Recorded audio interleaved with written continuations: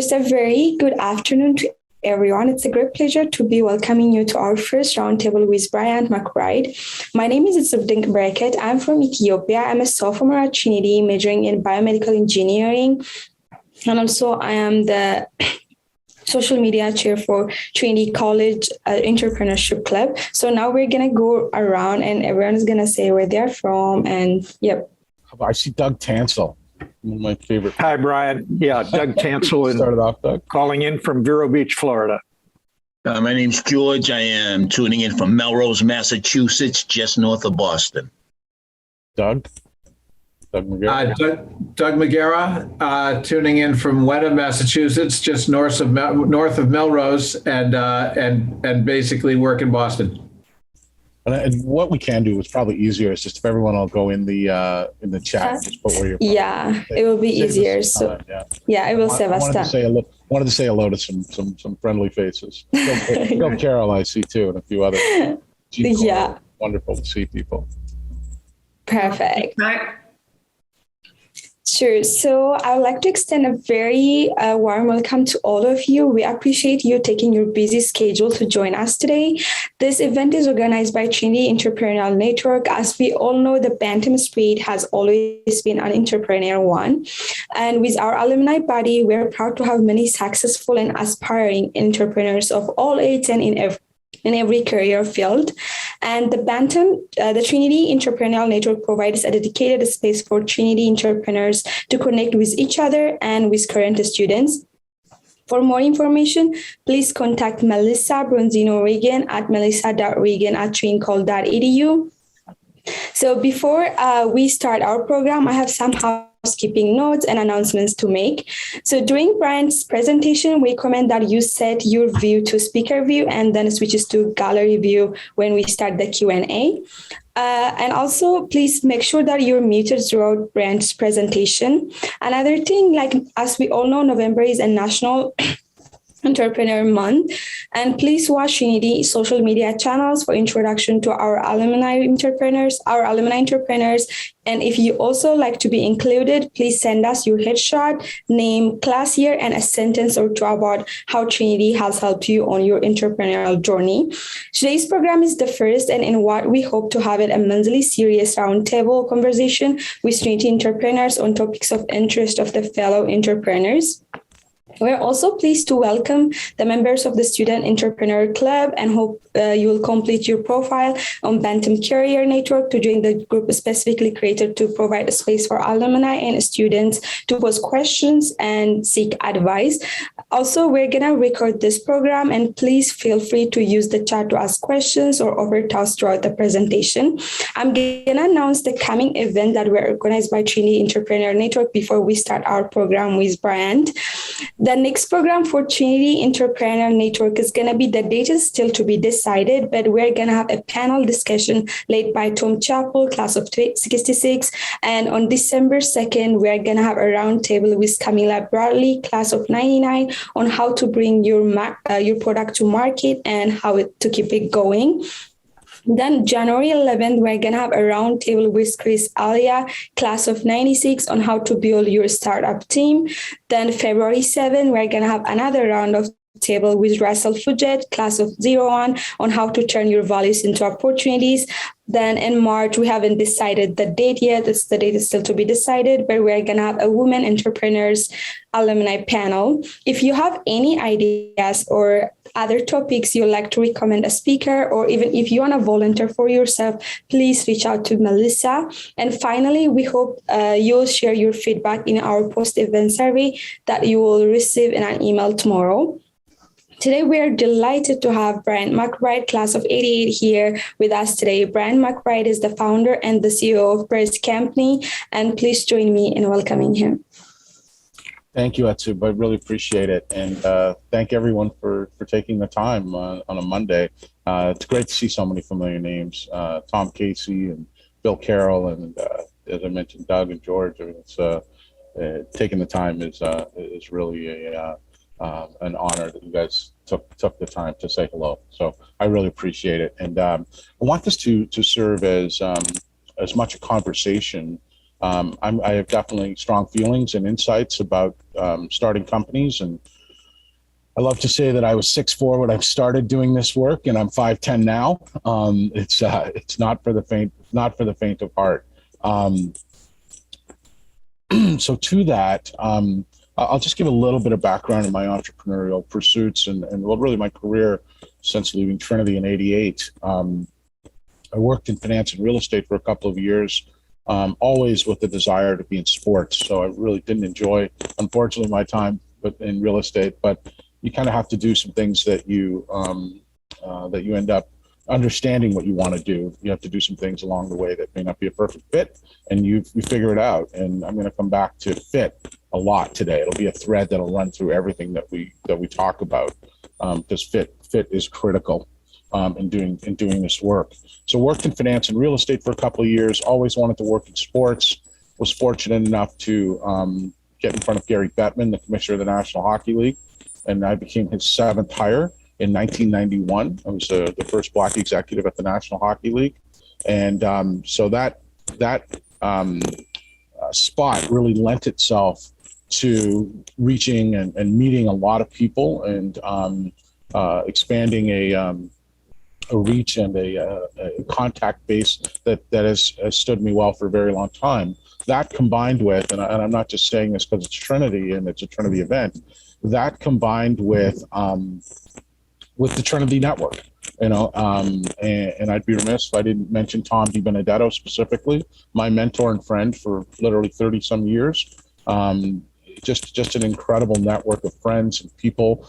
I have not gone a month in the almost 30, well, a little over 30 years since I graduated without talking to someone from Trinity.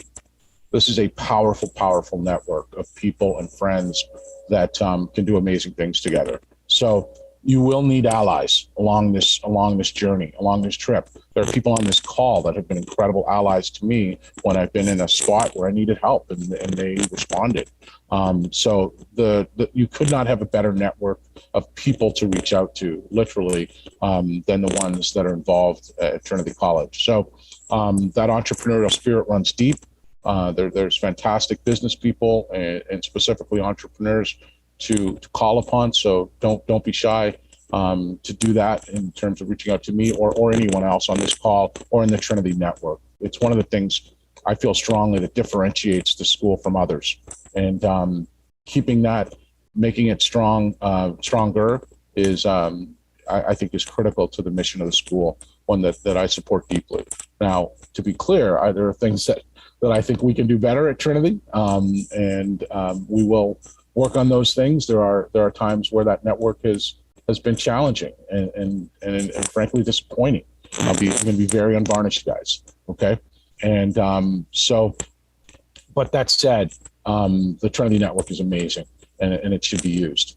So after my time at the National Hockey League, or during my time at the National Hockey League, I really had the desire to work for myself and to explore what I and a small team of passionate people could do together.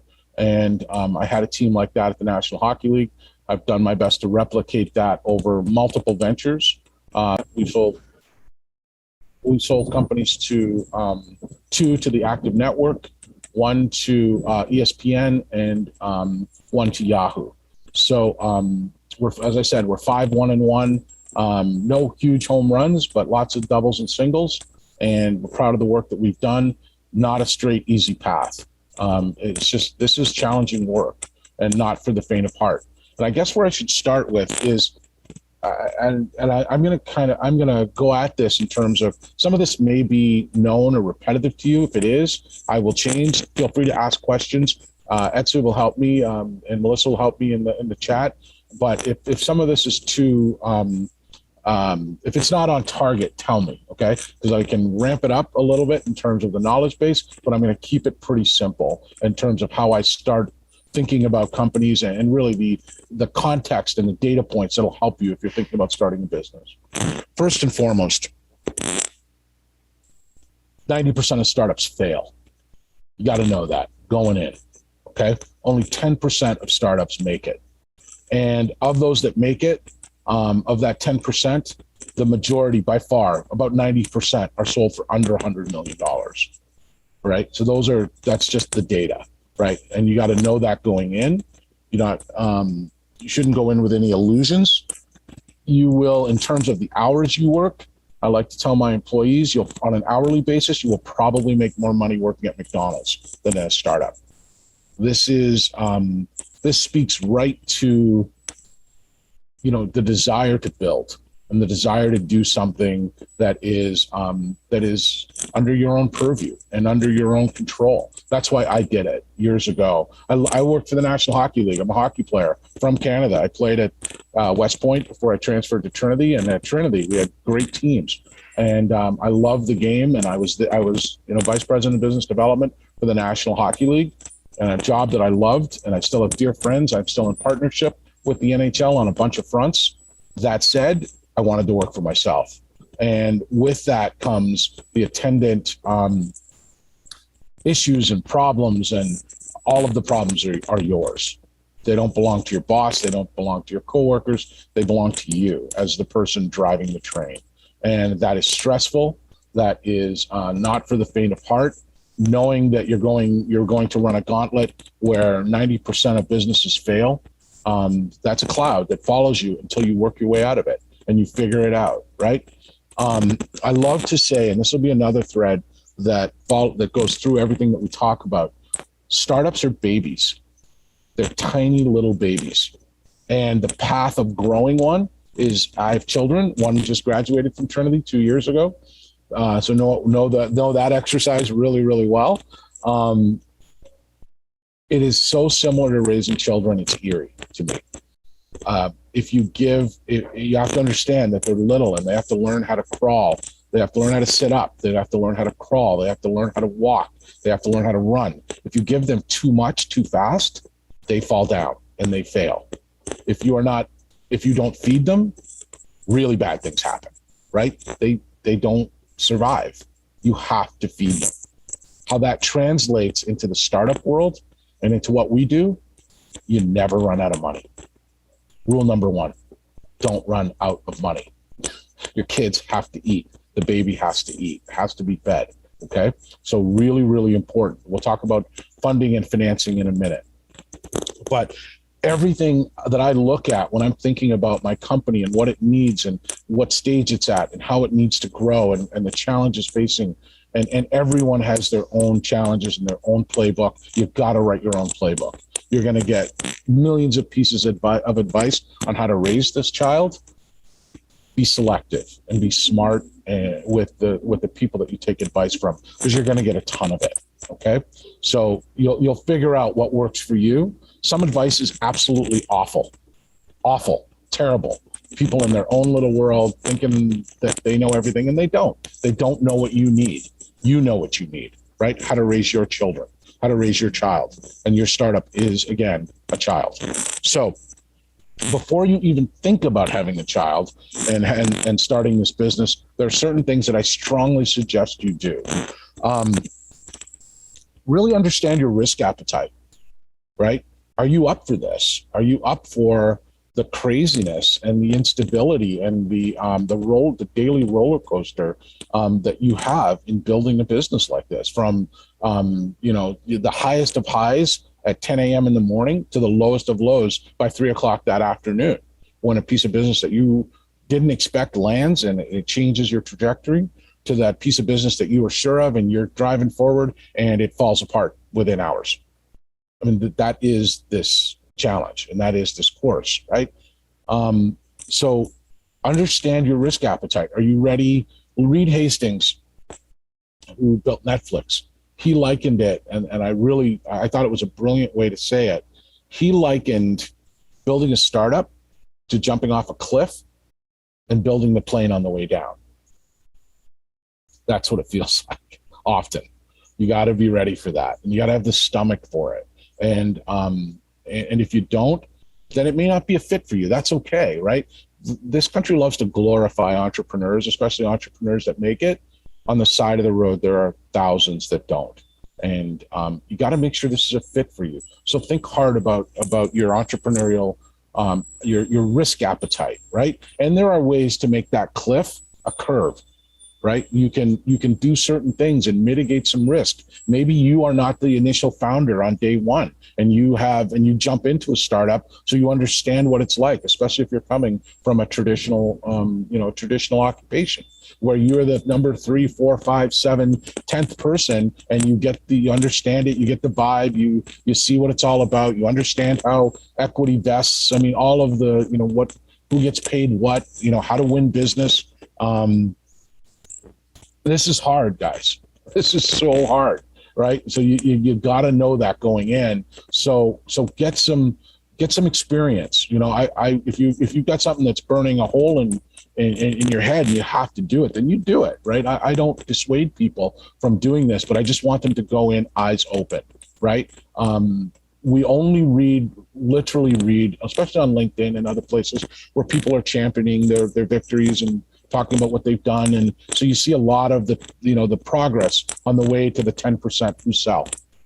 You don't see the ugly stuff. And that is what your day will be filled with, is a lot of hard decisions and this is critical, making lots of hard decisions with imperfect amounts of data where you just don't know, right? And you get used, it's a muscle. You get used to making those decisions without perfect data, and you got to live with them. And the key, I liken it, and before I went to Trinity, I went to West Point, and so I use too many war analogies. I apologize in advance. I don't mean to belittle those people that are facing real danger, but the best way another way to describe, other than jumping off the plane and or jumping off the cliff and building the plane on the way down, I like to liken it to being in a minefield, where you have to find your way out of the minefield. And you can lose a toe or two, but you don't want to lose a leg, or you don't want to lose something that you need, right? And that is critical to completing the mission. So that minefield is only navigated when somebody on the outside, an acquirer or an IPO or something that is a liquidity event that gets you and your colleagues an exit, right? And I've been lucky enough to have 5 of them to the positive, and 5. We've had 5 positive exits, 1 tie, and 1 loss in my, in the 7 that we've completed. The 8th one is in the ground right now, burst. And that happens when somebody says, come this way. This is your way out of the minefield. And the only reason that they do that, there's only 3 reasons. And I really believe this. And there may be more, I'm open to it, but over 21 years of doing this, people purchase companies and acquire companies for only 3 reasons. And they all have to do with revenue. Everything else is BS, okay, as far as I've seen. If you hear my dog barking, I apologize. He just stuck his nose around the corner. Here we go. So they purchase for revenue. Sorry, guys, hang on. I'm going to fix that first. I have to fix that. All right, sorry about that. All right. Okay, so they purchase for 3 reasons. They all have to do with revenue. Revenue is primary. If you are driving revenue, if you are accretive to that acquirer, if you are found the formula, the baby is working, they've created this great skill set and it's driving revenue, you're good. That's 1. The second is proprietary intellectual property or processes that nobody else has, where they're facing a build versus buy decision or a threat to their business, where they go, okay, I'm going to acquire that. They've got IP that's important to what we're doing. I can build it. I can buy it. It's more effective. There's more efficacy in buying it. Then they will buy you. The third is teams, just badasses, the best people. Okay, that is a lot of the value in what you're doing as a startup. Is you're accumulating a team that does amazing things. Right? If you don't have the 2 or 3 of those elements, then your company will not be purchased. They may be just, if you have 1, like a great team, and the other 2 don't work, then you may be what's called an acqui-hire, right? Where they hire your team and they pay you so much per head, and that's what you do. Okay? So those are the 3 reasons. And if anyone has any others, I'd love to hear them. I haven't seen anything else that works. Okay? Okay. So that's why people buy in starting. And this is one hurdle that this is one hurdle that a lot of people struggle with. They have an idea, they're not sure to protect it. They've got, we get a lawyer, there's just a whole bunch of stuff that from an intellectual property standpoint. And what I found, somebody showed me this trick. Somebody showed me this trick a while ago. Write down your idea, right? And put it into an envelope and mail it to yourself. That is the cheapest way, best, and don't open it. Put it on a shelf. That is the best way to ensure that your IP is dated. It shows that it's your idea and it comes back to you. You tuck it away in a safe, and you've got proof that you started this. This was your concept, your idea, blueprints, whatever you need to put in that envelope to show that this is yours. Do that. It's a really inexpensive way to protect IP that I thought was brilliant. Okay. A great book that it's about 10 years old now. It's a little dated, but not much. Was written by a gentleman named Eric Ries, R-E-I-S. It's called Lean Startup, where he really delves into product market fit, which is the next piece of the puzzle, and teaching your baby, skills and making them climb and get good at something that's replicable and scalable. Product market fit is at the heart of a successful startup. Trying to figure out that equation where you test and test and test, and you put out a product. And when you get to that point where you can say to someone, or you ask someone, if I took this away, would you be upset? Would this change your day? Would you be angry if I took it away? And when they say yes, then you've got something that they will pay for, and it'll drive revenue. Until then, you don't. Okay? It has to solve, another entrepreneur said it has to be 10x better than what's out there. And if it's not 10x better than what's out there, then you're probably not going to get out of the minefield. Okay. So product market fit is the earliest work and the most important work I think you can do, as well as culture. But that work is critical to ensuring that you've got a replicable model that you can drive revenue from. I mentioned scale. In thinking through whether you do this or not, whether you jump off the cliff, understand whether you're building a scalable business or a lifestyle business. There is nothing wrong with lifestyle businesses. Buying a franchise, building a business, a hardware business, or what have you, right? A proprietorship. That's a great way to make a living, and a lot of people do it. Unless you're going to take that franchise and scale it to, 800 sites or 300, whatever that number is, a big number, then you have a lifestyle business, and that's okay. If you have to understand the difference between a lifestyle business and a scalable business. That's really important.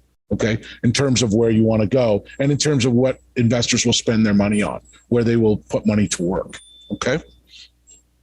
So one other thing that I want to just mention, talk to lots of people, discern good information and good feedback from okay or not great, right? In terms of what fits you. The information may be terrific, and the knowledge that you may be getting like this may be first rate and may be wonderful, or it just doesn't fit you, and that's okay, right? It doesn't diminish the person or the expertise or the experience. Just make sure it fits you. Everybody's playbook is different. And that's really important to understand. People have come to me with investors with demands and things going on that it's not helpful. It's just not helpful. Everyone's playbook is different. And I'm going to be really direct and speak to this directly. It is especially different if you are an entrepreneur of color in this country. I found out in the last year, okay, I've been very, very lucky. I'm incredibly privileged to say this. I've gone to West Point and Trinity and great schools and got my master's at Hartford and all of this stuff, right? I did not, and I was able to just go achieve through the network on this call and other calls and do lots of amazing stuff. I found out fully, and I'm ashamed of this. I'm embarrassed by it, frankly. 1% of now 1.5% of all invested capital in this country goes to Black entrepreneurs. It's shameful. 2 to 4% go to women entrepreneurs. It's shameful. Okay. Those are just facts, guys. Okay. Those facts are important for you to know if you're jumping into this game, right? Or if you're putting money to work to expand your aperture and make sure there's great ideas out there, being put forth by lots of people. Okay. So that's important. And it's part of your risk appetite. But talk to lots of people. I don't know if you guys have seen or know of a woman named Jess Sims. She's a Trinity grad. She is a Peloton instructor. She's one of 37 Peloton instructors worldwide. I spent time with her. She's a phenomenal person. And she spent a year just talking to people when she transitioned out and went to become an instructor, but she wanted to do it in a scalable way. And she did such an amazing job that Peloton engaged her, and she's now building the Jess Sims brand in a robust way. But she spent a year trying to figure out how she could be involved in the fitness industry in a scalable way. Literally took a year and just talked to lots of people. So I can't underline that enough. Talk to lots of people, get lots of feedback, accept what you need and what you want. Okay. The team, building a team. Okay. And I know we're going to do a survey today and talk top line about a lot of these things. I strongly suggest you have a team and you have teammates. This is hard. And if you don't have teammates who believe and are pulling and believe as deeply in what you're doing, then and what you're doing collectively, then it's really, really hard. You need people to lean on during those crazy roller coaster moments where you can just, chew on ideas and not believe your own, findings where you're listening and you're learning and you're trying to get more data because they just may have more. They may have more. They may have contacts that can really facilitate what you're doing. So teammates are critical. For those of you and like myself who are not technical founders, that's especially tricky. Okay. The book Lean Startup talks about this. There are articles written about it, how to partner with a technical founder. If you're building something that is technical in nature and hence scalable by nature, right? So think hard about who you choose as partners, especially on the technical side. Big skill sets, big resolve. In surveys, people have noted that money is fourth on the list as to why people do what they do, why they work. It's literally number 4. Okay. Number 1 on that list is people want to be part of something special. You see a lot of people quitting their jobs right now, and they're basically looking at that list and saying, well, why am I doing this? Money's important, don't get me wrong, but they want to be part of something where they are making a difference, where they're driving change, where they can look back and they said, we built that. That team aspect, I got it in sports a lot, where in your belly, you get that, hey, we're doing something special here. We just won our first 2 games of the tournament. We're going to the playoffs. We went to the semifinals. And you feel that ride. Or when your sports team is, if you're a Braves fan or a Houston Astros fan right now, or, teams that go deep, you feel that, right? As a fan, you're involved in something special. That's why people do this and are part of this. They want to be part of doing something that they can look back and say, this started as an idea and look where we are, right? You look around it. So I've told you about a lot of the downside and the warnings. One of the most exhilarating things, other than, marriages and kids being born, is when you look out on an audience, people have given you $1 and you've given them 8 times their money back. There's no feeling like it. There really isn't. Where you've just done something so superlative, so special, right time, right place, that you just, and people come up to you and say, you paid for my kid's college. That's an incredible feeling and an incredible thing. Or you paid for X, Y, and Z of our new home, or whatever it is, right? By putting that faith and trust in you. It's an amazing thing. So there are some wonderful, wonderful upsides, but it really, I think, goes back to being part of a team that's building something special. That's why I do this. So I want to do special things. And frankly, I want to work for myself and determine my own outcomes. So Sorry, Brand. We have one question. What's the difference between a lifestyle business and others? yeah, a lifestyle business is a business where you know that where it doesn't scale, right? Where you know you're going to make X amount of money per year if you do things well, if you execute. Running a store, running a coffee shop, running a small business. I mean, those are great lifestyle businesses, right? And they can be, and there's the size of it is really not is not the measure. It's about it's a contained business where as opposed to you create a biotech firm and that your product can be pushed out all over the world to solve COVID or to, that's a scalable business. Or build a new piece of technology or software that is deployed worldwide. That's a scalable business. I hope that answers the question. Okay. Okay. So let's talk.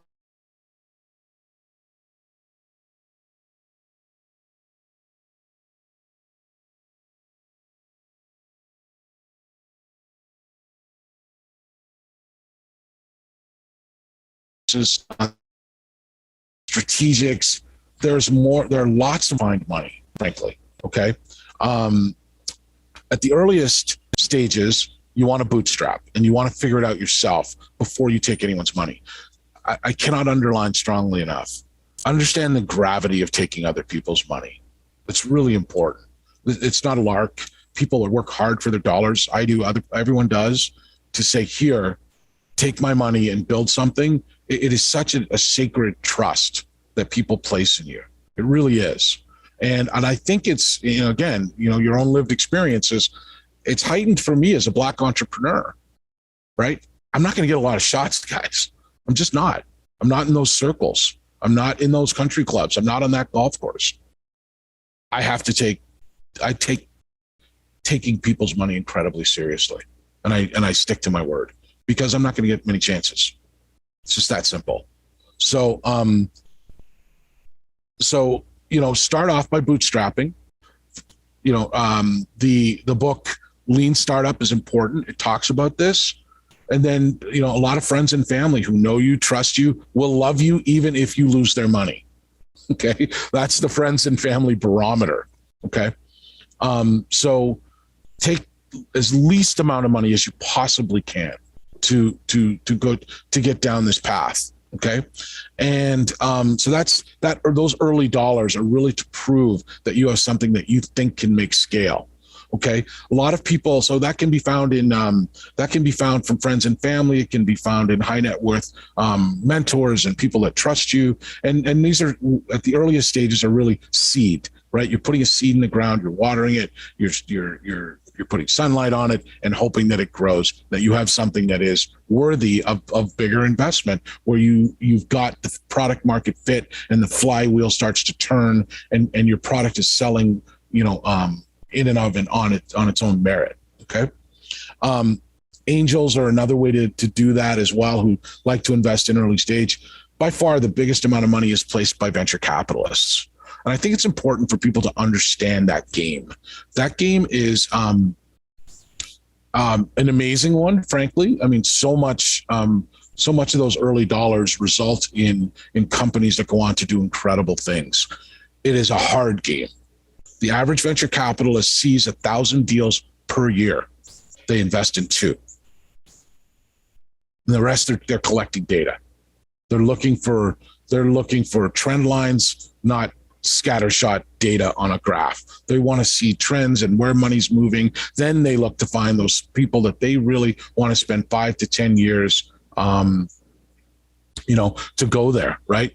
So, my friend Tom Casey just put a note, not sure if I agree with taking the least amount of capital possible. In the earliest stages, take the least amount of possible. As you get bigger, yes, take more money, grow faster. It all depends on where you are. I agree with that, Tom. So yes, it's an important delineation. But as you're figuring out if you've got something, don't take a ton of money unless you know you've got something.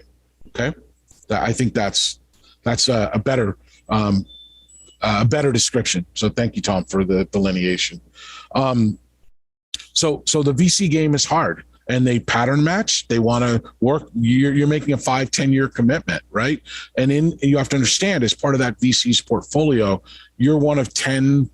Say, just because I'm terrible at math, say you're one of 10 companies, right? And they are looking to find those. It's a portfolio, and they've got to have 2 of those are going to do, 3 or 4 of those are not going to be great right off the bat. They'll figure that out. And their job is to make those go away as fast as possible. 2 or 3 will be in the middle, and 2 or 3 will have to be rockets, have to be just moonshots. They're going great places. 2 or 3 of those investments will make their portfolio. And remember where they got their money. They got their money from endowments, from pension funds. This is, I think, also really important. That cop, that teacher, that person who's putting money into their pension plan, that's the money you're working with. Those huge conglomerates have, via ERISA, have a responsibility to place money, some in alternative investments, which is real estate and private equity and venture capital. There's asset classes, right? And so they spread that around as fiduciaries, and a tiny little piece of that will go towards the venture capital bucket. That firm will take that 100 million and then parse it out to 10 investments. So you're working for those working people who, as well as your partners at the venture capital firm, for those working people who are counting on you. So that I never lose sight of as well. Okay.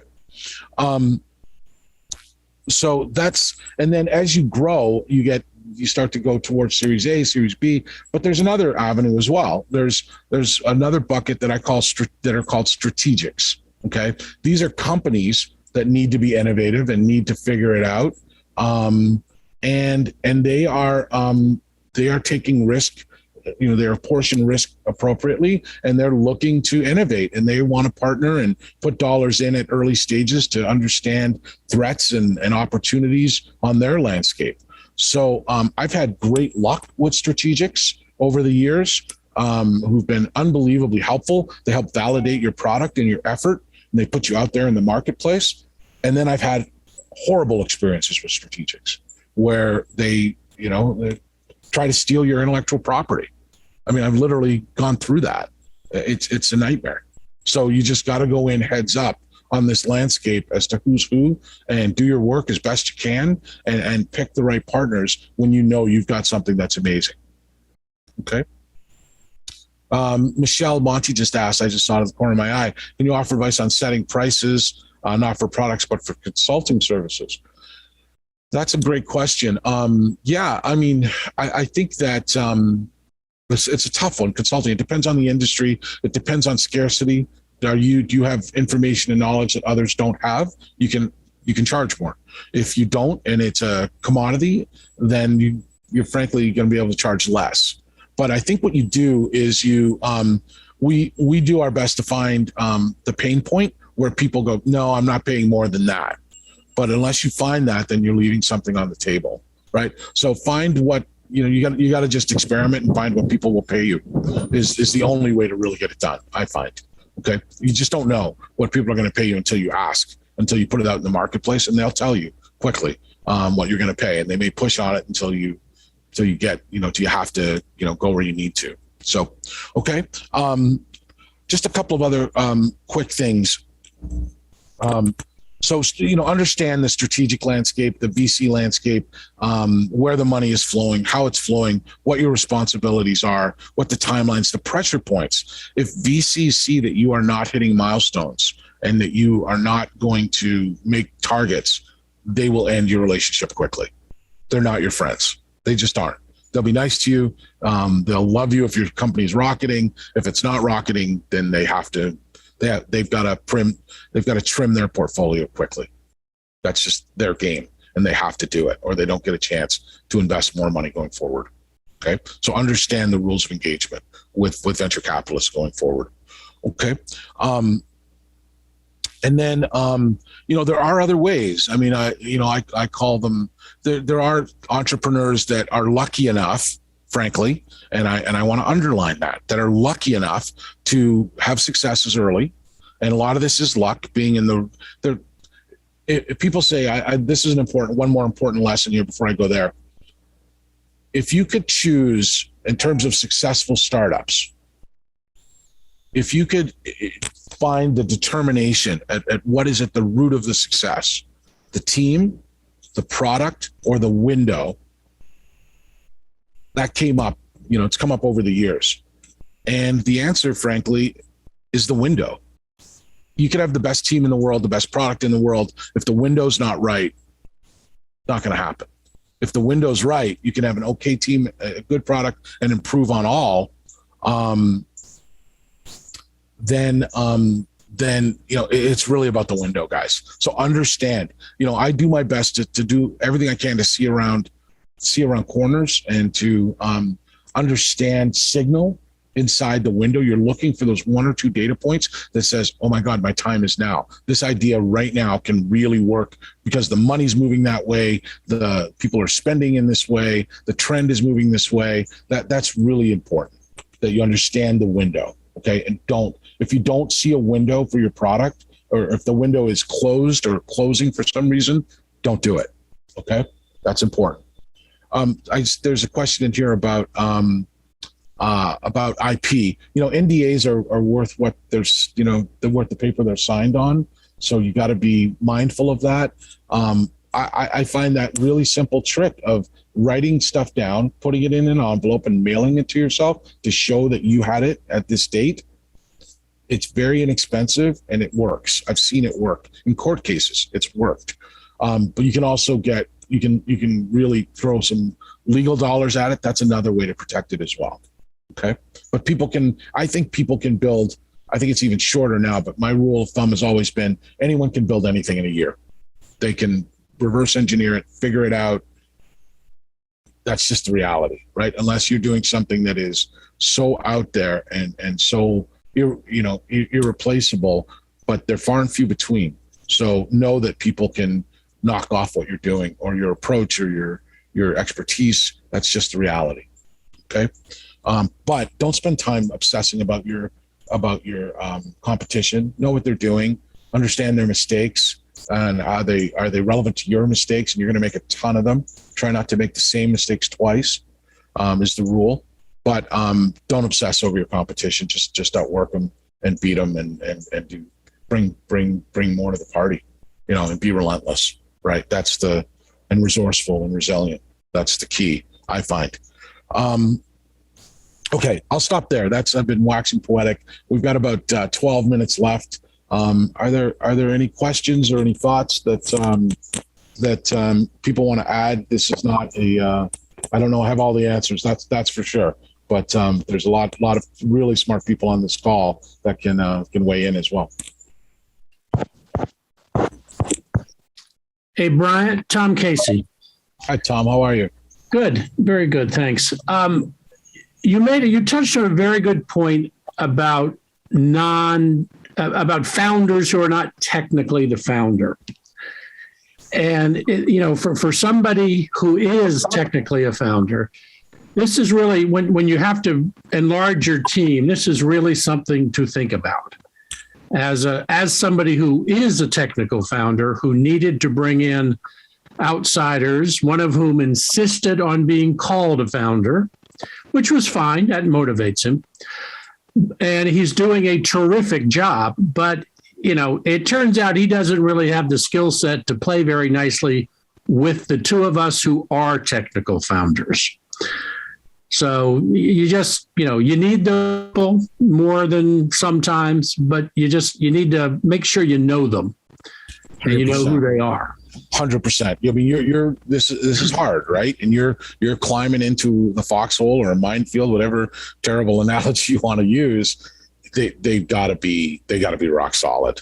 And everyone's going to have their moments, right? I mean, we alternate, my partners and I, where I'm just crushed and I'm having an awful day and they dust me off, pick me up, and I do the same for them. I mean, and it's been years where that's what we do for each other because, we're all pulling in the same direction. And, there's also you got families and you got stuff going on, right? I got teenagers and there's just stuff that comes out of the woodwork. life that you got to deal with.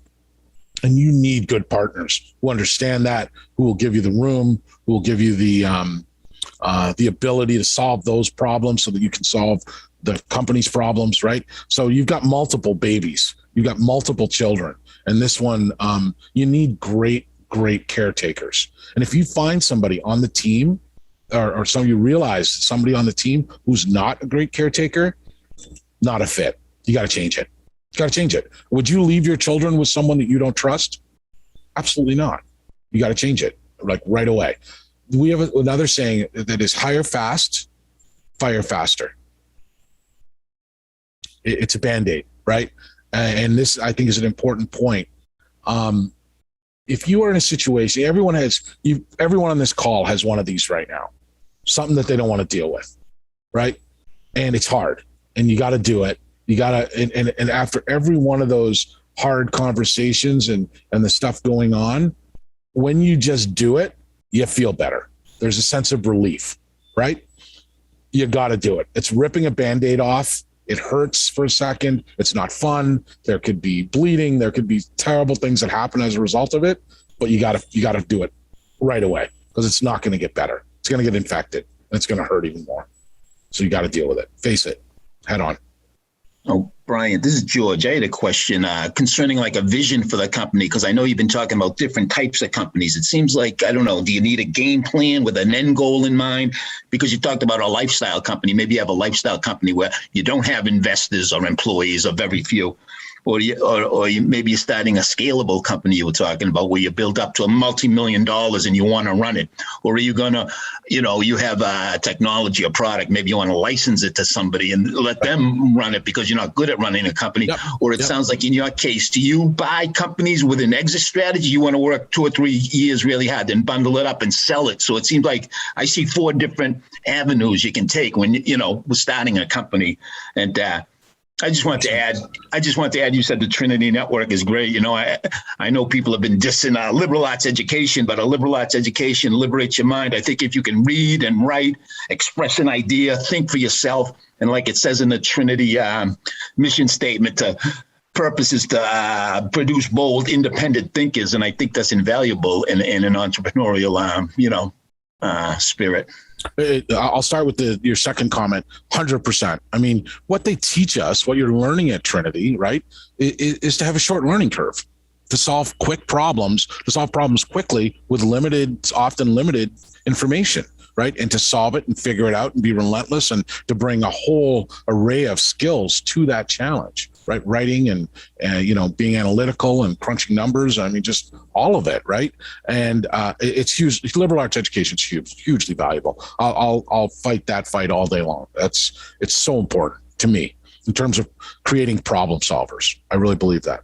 To your first point, yes, you do have to have a thought as to, there are different strategies. There's roll-ups where you accumulate a whole bunch of companies and cobble them together. I'm driven by one thing, George, in this instance, and that is when people give me money, I will fight like a demon to return it in a positive way. And to do that, what you do is you build so that you have choices. People ask me in investment meetings when I'm asking them for money, what's your exit strategy? And I'll have 2 or 3 ideas, but I always finish with, I want choices. If we have choices, then we're going to be okay. If we don't have choices, we're not going to be okay, right? So if those choices are, I can fold this into another company, we get 4X in our money, great. It's always the compass is the liquidity event. But I try to overlay that with purpose. I want to love what I do. I want to work with people that I feel really strongly about, right? So I layer in a whole bunch of thinking about purpose. Am I doing something that is good for the planet, is good for people, and that's just me though. Again, it's your own playbook, right? I'm very focused right now on social justice, and I'm very focused on amplifying marginalized voices. That's not where I started with my technology and my team, but some of the things that have transpired and some of the realizations that I discussed earlier, I'm nuts about it right now. It's gone from being a job to a mission. And I know that we can tell stories and share stories at scale that'll make a difference in people's lives and make money. So there is a way to do well by doing good. That's the hill that I'm climbing right now. But it's not where I started, and it's kind of where I've been pushed to, frankly. And it hasn't been fun. This last one hasn't been easy. It's been the hardest thing. As I mentioned, I went to West Point. The last 4 years and my startup world made West Point look like kindergarten. This is the hardest thing I've ever done, by far. Not even close. So, best laid plans. You're going to have a strategy, George, and you're going to think it through. Be ready for it to change. Be adaptable and be ready to just, you got to, put it in our parlance. You got to come out of the corner with the puck, no matter what.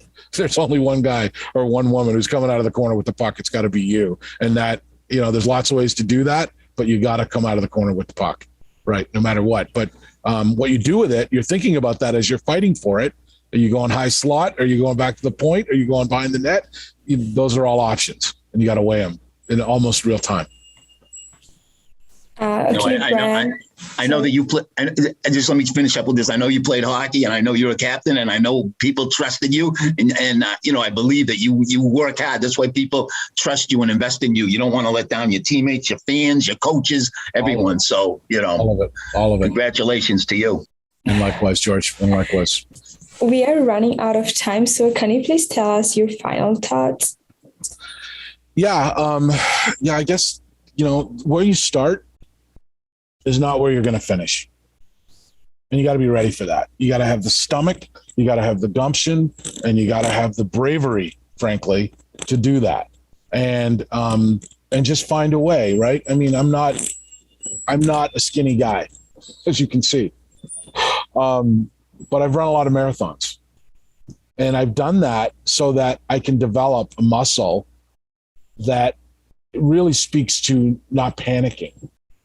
Because you start to freak out and lose your mind. I don't sleep a lot because you wake up in the middle of the night, your head is spinning, and you're like, okay, how am I going to solve that? What am I going to do? As I mentioned, my track record, and been able to do a whole bunch of really interesting, fun stuff.